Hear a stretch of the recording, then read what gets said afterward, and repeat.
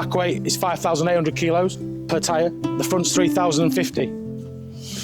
So obviously with a 60-40 split, you know, we'd expect 4 on the front, 6 on the back. But we know life's not perfect. You have to try and find a happy medium. Yeah, and we're at 4.5 ton on the front. On the axle. Yeah. Yeah. So when we drop it into operation, the weight on the front is, like Gordon says, 2,200 kilos per tyre, which isn't a 60-40 split, which means the front's doing all the work, you know? So for field operation, the weight needs to come off the front. For road operation, the weight needs to be on the front. So it's trying to find a balance, or look at practices, or look at a different piece of kit. That's a good piece of kit, you know, that's lighter.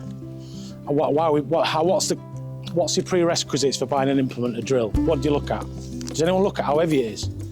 This is where people like us come in as assets for the farmer as well. Assets, good word. Is bring us on board, tell us when you're going to put that into operation, because you're not going to be using it all year round. And we might say, right, for this period of time, we'll just set the machine up at this.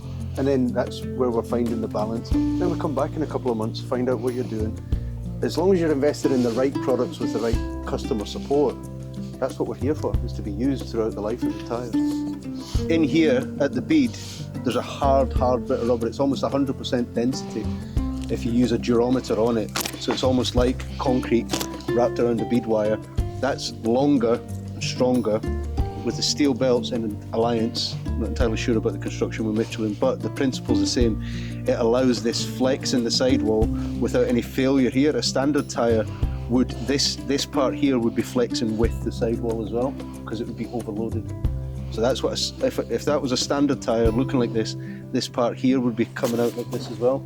And that's where you get rim dig and tyre failure. That's how you'll have seen tyres in the past splitting around here.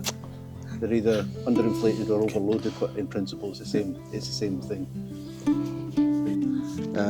So the flex is here in the radial cords. There's no steel or anything like that in the sidewall, because they want the tyre to flex here.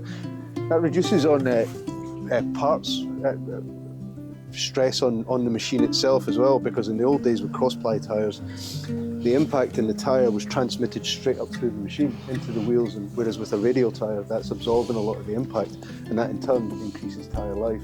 So you remember, like, old cross-ply tyres would get hot because the tread's taking all the impact. There's no give in the sidewall, because a cross-ply tyre sits at 45 degrees. The radial cords are at 90 across the radius of the tyre. Okay. Using the Bridgestone app I've got on my phone, because I'm a specialist, the pressure required in this tyre to operate on the road is 0.8 bar. It's about 10 or 11 PSI. That's low. Everyone knows 10 or 11 PSI. That's low. So in field operation, I don't like to go below 6 really, but 6, 7 PSI for this. A standard tractor tyre is going to have to always be plus 20. Yeah. So you do need pressure for torque as well. I would say this is a relatively high torque operation, so 8, 9, 10 PSI in the field. That's impressive, right? Dual wheels used to be 18, 20.